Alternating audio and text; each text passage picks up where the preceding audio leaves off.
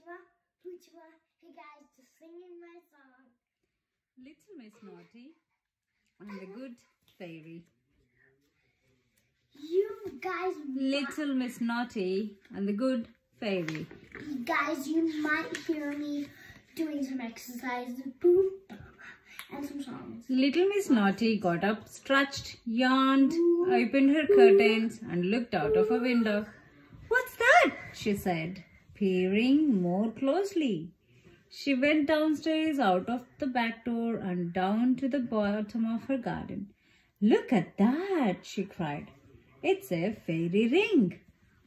On the ground at her feet was a ring of mushrooms growing in the davy grass. Ooh! "I wonder what happens if I step into the ring," thought Little Miss Naughty out loud. So she did.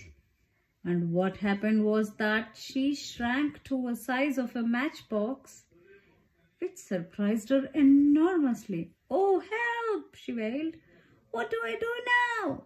She looked around the fairy ring and noticed that there was a door in the stem of one of the mushrooms. "I wonder what happens if I go through that door," she asked herself. So she did. Let's see. A fairy! And what happened was that she found herself in a quite different world. Fairyland! Little Miss Naughty stepped out into the beautiful magical wood. On a hilltop in the distance was a glittering castle. Little Miss Naughty set out to see who lived there. "Who are you?" asked a voice above her. Startled, Little Miss Naughty looked up to find a fairy with gossamer wings hovering just above her head. "I am Little Miss Good," lied Little Miss Naughty. "What a coincidence! I am the Good Fairy. You must come and stay the night." Ma, do you guys like fairies? Let's start with my mom. Do you? Yeah.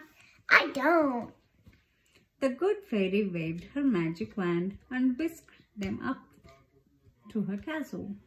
And it was the Good Fairy's magic wand that captured Little Miss Naughty's attention all evening long. Little Miss Naughty could think of nothing but the mischief she might get up to if she was a fairy with her own magic wand and her own wings.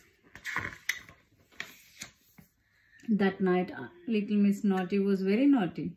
She stole the Good Fairy's wand. Where was the Good Fairy? Was she sleeping? Oh. She crept out of the castle and ran all the way back to the magical wood where she had entered Fairyland.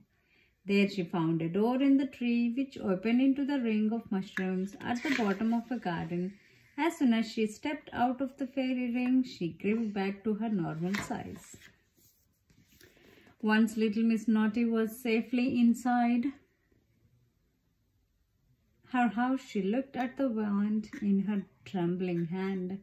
She closed her eyes and waved the wand, and at the same time she said, "Turn me into a fairy." When she opened her eyes and looked in the mirror, she saw she had a perfect pair of fairy wings. She gave them a little flutter and felt herself rise off the floor. "Oh, what fun!" she cried. "Oh, what fun I am going to have!" The next day, flying around above the rooftop, she saw Mr. Bump walking along the pavement. She waved the magic wand and a hole appeared in front of Mr. Bump, and in he fell. From her perch on the chimney pot high above, Little Miss Naughty chuckled to herself. Poor. But at that very moment, a high wall fell across the pavement just where Mr. Bump would have been walking if he hadn't fallen into the hole. So if he walked past, the wall would have fell on him. So instead, he had a hole. He fell in the hole, but he missed the big wall. "Thank goodness I fell into this hole," said Mr. Bump, peering up the street. Can you climb out? Little Miss Naughty flew out across the countryside. where she found Farmer Brands looking at his field of corn. With another chuckle, little Miss Naughty waved the wand and the field of corn turned into a plowed field. All the crop is gone. Everything became... But there in the middle of the field was the farmer's dog who had been lost amongst the corn. Thank goodness the corn disappeared and I have found Fido, said the relieved Farmer Barnes. Little Miss Naughty was very puzzled.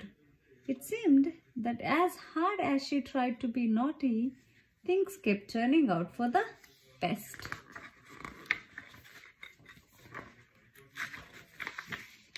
She made it rain on Little Miss Sunshine, who could not have been happier because her tomatoes needed watering.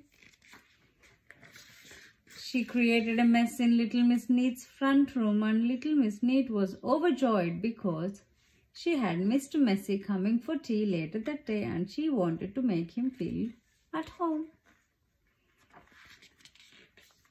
But the time Little Miss Naughty got home, she had never caused so much happiness in her life. She was miserable. "This thing's no good," she said, throwing the wand down on the table. "That is where you are very wrong," said a voice. Little Miss Naughty nearly jumped out of her skin. It was the good fairy.